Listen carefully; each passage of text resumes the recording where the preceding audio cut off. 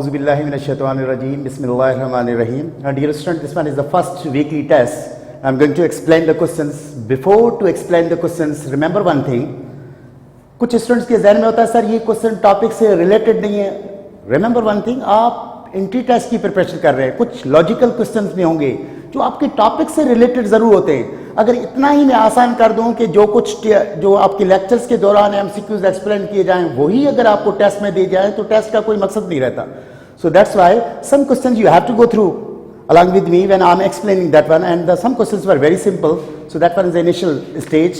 तो पहला क्वेश्चन जो आपका है, लाइट ईयर मेजर्स. ऑप्शन आपके पास ये आप देख सकते हैं कौन से दिए हैं, period, light velocity, displacement and age. Light year basically this one is a unit of the length, displacement, distance. कैसे? लाइट एक साल के अंदर जो डिस्टेंस कवर करती है उसको क्या कहते हैं, light year. Basically what is the light year? Light year is a displacement covered by the light in a vacuum in a 1 year. Second question आपके पास, light year contains how many metres. तो ये समझिएगा, आपको पता है velocity का formula क्या होता है, v is equal to S upon T. अगर इस तरह से हम स्पीड ऑफ द लाइट की बात करें तो इसको c से शो करेंगे, c is equal to S upon T, और इस तरह से s is equal to c into T हो जाएगा.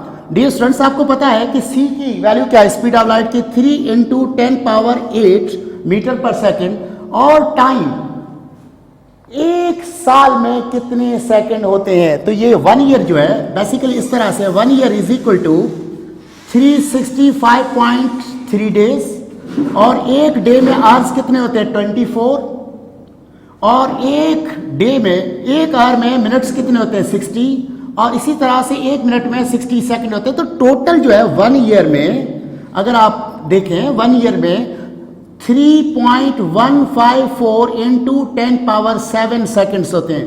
तो डियर स्टूडेंट्स, जब आप ये वैल्यू यहां पे रखेंगे 3.154 इंटू 10 पावर 7, तो आपके पास जो टोटल डिस्टेंस आ जाएगा, वो जो कवर्ड डिस्टेंस है वो कितना हो जाएगा आपके पास, 9.46 इंटू 10 पावर 15 मीटर. तो this one is the answer. Basically this one is the distance covered by the light in a vacuum in 1 year.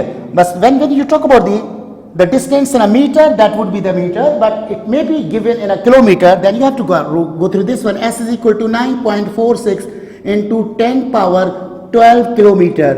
So अगर किलोमीटर में पूछा जाए तो याद रखिएगा कि आपके पास एक्सपोनेंट पावर क्या आएगा, 12, और अगर मीटर में, जैसे कि आपका क्वेश्चन मैंने मीटर में दिया है, तो यहाँ पे क्या होगा, this one is the correct answer. So in your question paper option D is the correct answer. 9.45 into 10 power 15. ये राउंड ऑफ करके जो है 9.46 किया गया है. आप 4.5 या 4, कुछ बुक्स में या कुछ ऑप्शंस में समटाइम्स 9.5 भी दिया होता है. So it's correct. So that was the question number 2, and the question number 3, that was very simple. SI unit of the luminous intensity is candela. आपको पता होगा कि बाकी सारे सिस्टम्स जो होते हैं उसमें फंडामेंटल 3 यूनिट्स होते हैं, लेकिन SI वाहिद सिस्टम में जिसमें बेस यूनिट कितने हैं, 7 है. So this one is the one of those 7 fundamental quantities. That one is candela. उसके बाद है quantity possessing base SI unit. अब यहां पे आपके पास ये सवाल समझिएगा, नेक्स्ट क्वेश्चन आपका जो है इसमें एक आपको बेस यूनिट दे दिया गया है, और यहां पे कुछ यूनिट इस तरह से दिया गया है. यूनिट आपको दिया है किलोग्राम, मीटर स्क्वायर, और सेकंड इनवर्स 2. आपसे पूछा गया कि जो 4 ऑप्शन नीचे दिए गए हैं आपके, अगर आप देखेंगे तो पहला ऑप्शन आपके पास दिया है इसमें पावर. सब जब पावर की बात करें तो पावर का यूनिट क्या होता है, वाट होता है. पावर का यूनिट क्या होता है, वाट. और अगर इसको फंडामेंटल यूनिट्स में लेकर आएंगे तो आपको पता है वाट एनर्जी जूल पर सेकंड के होता है, और जूल को भी कन्वर्ट करेंगे तो हो जाएगा न्यूटन मीटर पर सेकंड हो जाएगा. अभी भी आप कन्वर्ट करेंगे तो हो जाएगा kilogram metre second inverse metre divided by second. इसका मतलब है ये हो जाएगा kilogram metre square second inverse. So ये होता है बेस सिस्टम में पावर का यूनिट, तो ये तो नहीं है, इसका मतलब option A is not a correct answer. और बी में अगर आप देखेंगे फोर्स, आपको पता है फोर्स का यूनिट क्या होता है, फोर्स, बी ऑप्शन जो आपका वो क्या है, फोर्स है। हमें पता है फोर्स का यूनिट न्यूटन होता है, अगर इसको बेस यूनिट्स में लेंगे तो that would be equal to kilogram metre second inverse 2, तो ये भी ऑप्शन नहीं है, इसका मतलब B is not also the correct answer. And the third one, आप अगर आएंगे वर्क के हवाले से, तो आपको पता है सी में वर्क जो आपका है, वर्क का यूनिट क्या होता है, जूल होता है। वर्क का यूनिट क्या होता है बेटा, जूल होता है। और आपको पता है जूल किसके बराबर होता है, न्यूटन मीटर के बराबर होता है। 1 joule is equal to newton metre. अगर यहां पे आप देखें न्यूटन बराबर हो गया किलोग्राम मीटर सेकंड इनवर्स 2 के, ये मीटर हो गया। अब अगर आप इसको करेंगे तो किलोग्राम मीटर इंटू मीटर क्या हो जाएगा, मीटर स्क्वायर हो जाएगा second inverse 2। So this one is the best unit of work. तो आपके पास आंसर तो आपका मिल गया है। अब फोर्थ ऑप्शन को भी चेक कर लें। समटाइम्स ऐसा भी होता है कि 2 ऑप्शन दिए जाते हैं, तो लास्ट जो आपके पास है ऑप्शन वो है प्रेशर, और प्रेशर का यूनिट डी ऑप्शन जो आपका है वो है प्रेशर। और जब आप प्रेशर की बात करते हैं तो इसका यूनिट होता है पास्कल, और पास्कल बराबर होता है न्यूटन पर मीटर स्क्वायर के। और न्यूटन किसके बराबर हो गया, किलोग्राम मीटर सेकंड इनवर्स के, और यहाँ पे क्या है मीटर स्क्वायर। तो बेटा जब इसको आप सिंप्लीफाई करेंगे तो किलोग्राम हो जाएगा, ये 2 जब ऊपर जाएगा माइनस का हो जाएगा, दैट मीन्स मीटर इनवर्स और second. So this one is not given, so you have already got the answer, C option is the correct answer. That was the solution of that problem. उसके बाद next question आपका बहुत simple सा है, इसी सवाल में हमने इसका आंसर भी दे दिया है। नेक्स्ट क्वेश्चन आपका, SI derived best unit of the pressure is a Pascal which is equal to, अभी आपने कहा कि पास्कल जो होता है वो किसका यूनिट होता है, प्रेशर का, और पास्कल किसके बराबर होता है, न्यूटन पर मीटर स्क्वायर की। तो आप देखेंगे option C is a correct answer. क्या लिखा हुआ है, न्यूटन पर metre square, that is a correct answer. बहुत सिंपल सा था। उसके बाद 6th क्वेश्चन की तरफ जाएंगे, तो quantity possessing the base unit that we have already done. मेरा ख्याल है ये थोड़ी सी तरतीब चेंज हो गई है। ये क्वेश्चन नंबर 5 था और क्वेश्चन नंबर 6 हमने एक्सप्लेन पहले ही कर दिया। क्वेश्चन नंबर 7 में आ जाए, सॉलिड एंगल इज, याद रखिएगा ज्योमेट्रिकल 2 क्वांटिटीज हैं जिनको हम सप्लीमेंट्री क्वांटिटीज कहते हैं। एक आपकी प्लेन एंगल होती है, दूसरी आपकी सॉलिड एंगल। प्लेन एंगल को 2 डायमेंशनल एंगल कहते हैं और सॉलिड एंगल को 3 डायमेंशनल एंगल कहते हैं। तो आपके पास सवाल तो सीधा आ गया, solid angle means 3 dimensional angle, that's why the option C is a correct answer. Question number 7 के बाद क्वेश्चन नंबर 8 की तरफ देखेंगे। ये बहुत सिंपल से क्वेश्चन है। The branch of the science which deals with the properties of the matter and energy and their in relationship is called, simple definition है फिजिक्स की, that's known as the physics. The branch of the science कहा गया, याद रखिएगा branch of the physics नहीं कहा है, branch of the science which deals with the matter energy. आपको याद होगा मैंने पहले अपने लेक्चर में बताया था कि the knowledge about the energy is known as the physics. जब एनर्जी की बात आती है तो सब्जेक्ट को क्या कहते हैं, फिजिक्स कहते हैं। सेकंड क्वेश्चन, इसके बाद नेक्स्ट क्वेश्चन में देखें, the branch of the physics which explains the motion of the bodies under the action of the force is called. जब भी बात मोशन की आती है तो उसको मैकेनिक्स कहते हैं। मैकेनिक्स में दोनों चीजें हैं, with the effect of the force, without effect of the force. लेकिन क्योंकि यहां पे दिया तो विद इफेक्ट है, विद इफेक्ट जो होता है उसको डायनामिक्स कहते हैं। जहां डायनामिक्स का अगर ऑप्शन होता है तो हम डायनामिक्स को चेक करते हैं, लेकिन क्योंकि dynamics is not given, that means we are talking about the motion, so that's why mechanics is answer. So option B is a correct answer, mechanics. Option B जो है इसमें वो आपका करेक्ट आंसर है, क्या है, मैकेनिक्स है। Question number 9 के बाद क्वेश्चन नंबर 10 में अगर आप जाएं, so that means the branch of the physics which deals with the explanation of the origin, nature and the properties of the fields is called, ये फील्ड थ्योरी कहलाती है। ये फिजिक्स की ऐसी ब्रांच जिसमें फील्ड्स के बारे में, फील्ड आप मेरा ख्याल समझ रहे होंगे, इलेक्ट्रिक फील्ड है, आपके पास मैग्नेटिक फील्ड है, इस तरह से डिफरेंट फील्ड का से जो थ्योरीज दी गई हैं उसको फील्ड थ्योरी कहा जाता है। इसी तरह से 11 question, the branch of the physics which deals with the structure and the properties of atom determined by the extra nuclear electrons is called। तो याद रखिएगा एटम के 2 पार्ट्स होते हैं, एक सेंट्रल पार्ट जिसको हम न्यूक्लियस कहते हैं और आउटर जो ऑर्बिट होता है जहां पे इलेक्ट्रॉन रिवॉल्व करता है उसको शेल कहते हैं। तो पूरे एटम के बारे में जो फिजिक्स की ब्रांच बताती है उसको हम क्या कहते हैं, एटॉमिक फिजिक्स कहते हैं। तो option B is the correct answer again, atomic physics. Question number 12 में अगर हम जाएंगे, the branch of the physics which gives the knowledge about the nuclear part of the atom is called.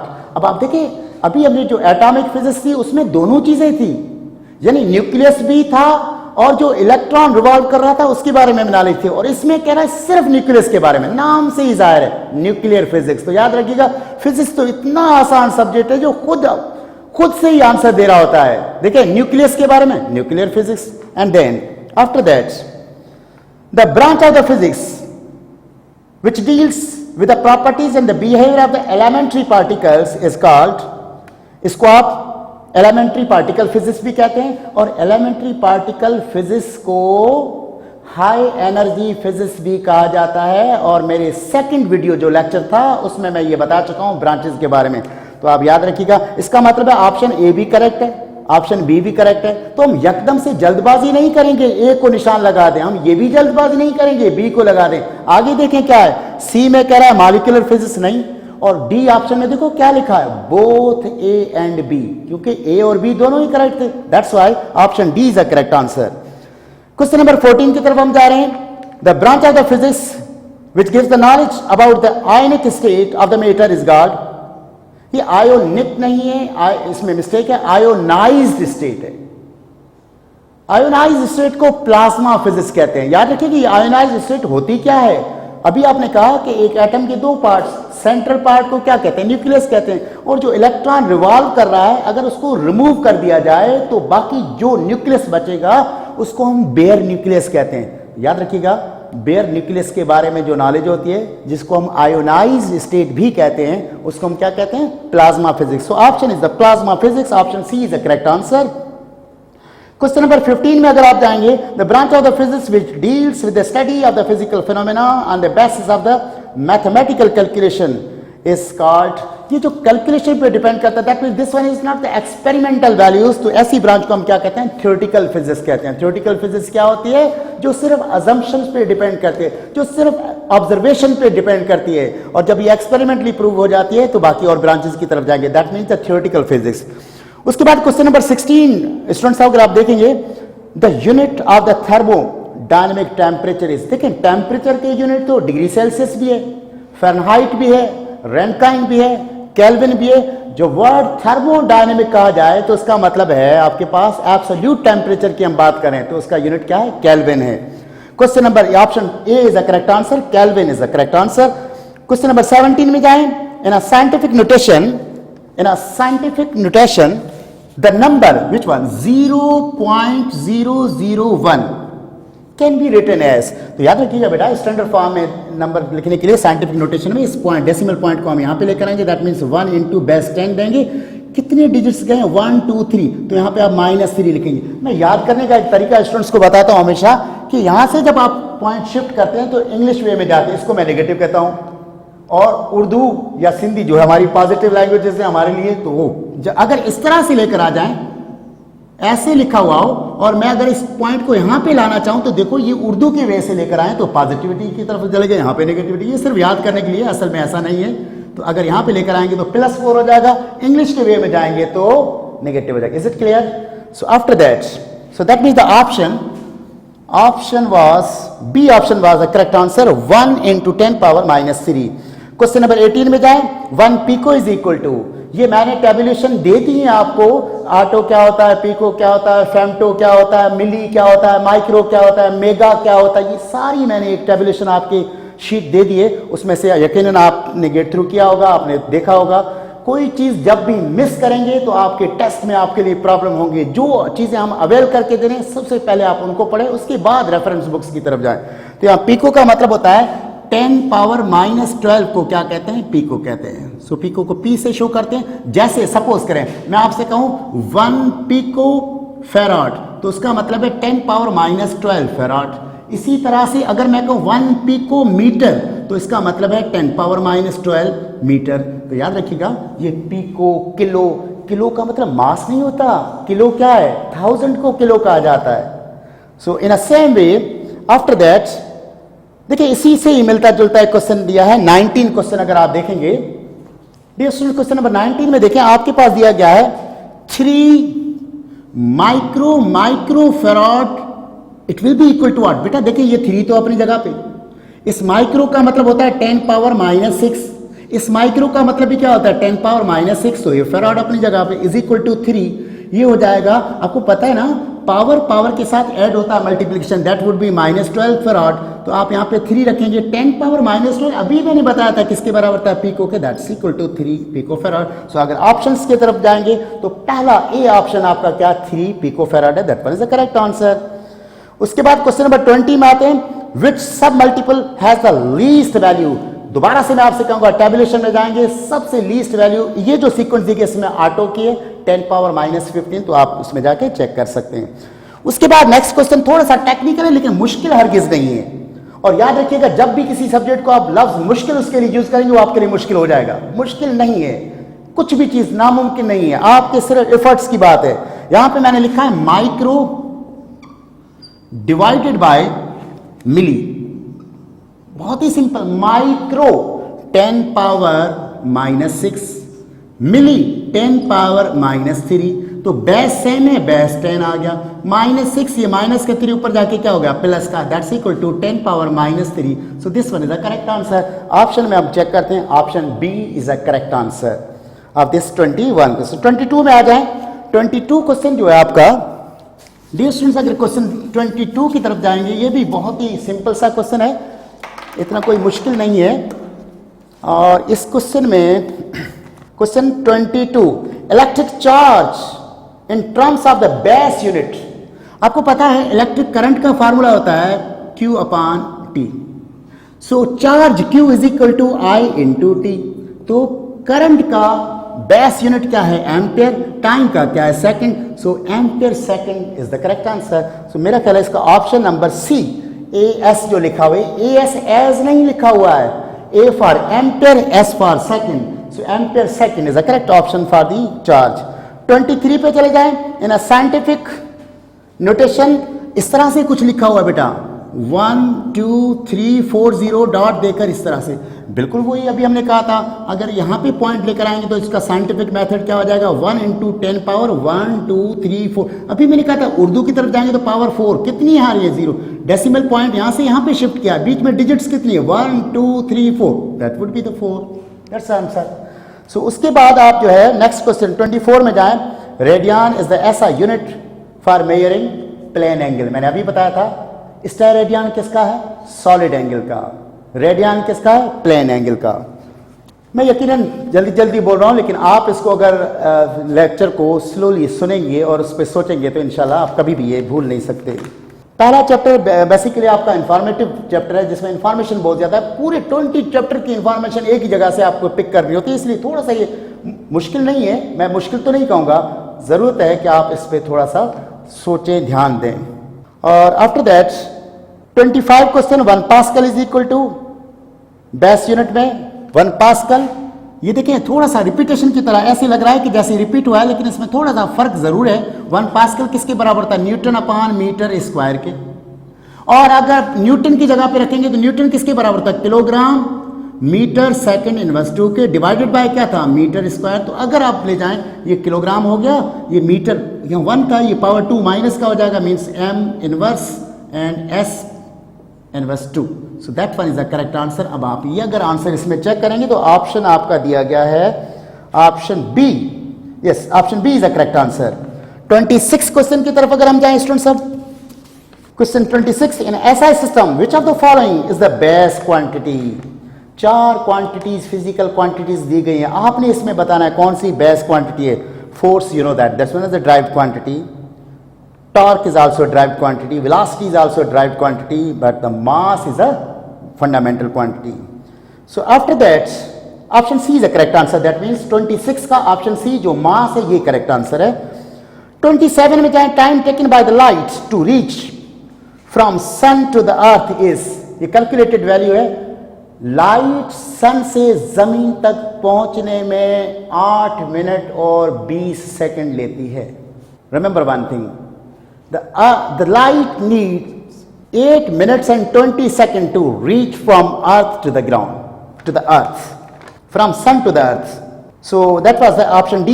C is the correct answer. 8 minute और 20 second लगते हैं. 28 पे आ जाए, मास can be thought of a form of. ये आपको याद होगा modern physics के वाले से, अभी भी मैंने डेफिनेशन जब दी थी मैंने कहा था पहले ये समझा जाता था कि मास एक अलग फिजिकल क्वांटिटी है और एनर्जी एक अलग क्वांटिटी है, लेकिन आइंस्टाइन ने मॉडर्न फिजिक्स में एक इक्वेशन दी थी E is equal to mc square. That means mass can be converted into energy and energy can be converted into mass. That's why you can think about the energy in terms of the mass. तो अब आपके पास जो है option B is the correct answer. 29 में अगर आ जाएं, force in terms of the base quantities, बहुत सिंपल सा. फोर्स का यूनिट क्या है? न्यूटन. न्यूटन किसके बराबर होता है? किलोग्राम मीटर सेकंड इनवर्स के. सो this one is the correct answer. इसका मतलब है आपका ऑप्शन जो है इसका ऑप्शन सी, या option C is the correct answer. और 30th और लास्ट क्वेश्चन आपके टेस्ट का, which is not a base unit in SI system. देखें, किलोग्राम आपको पता है फंडामेंटल यूनिट है, एम्पियर फंडामेंटल यूनिट है, केल्विन फंडामेंटल है. ऑप्शन बी में देखें जूल है जो ड्राइव यूनिट है. आई होप कि आपको ये सवाल समझ में आएंगे. उसके बावजूद भी अगर कोई आपको कंफ्यूजन हो तो आप बिल्कुल मुझसे पूछ सकते हैं. Thank you very much. May God bless you.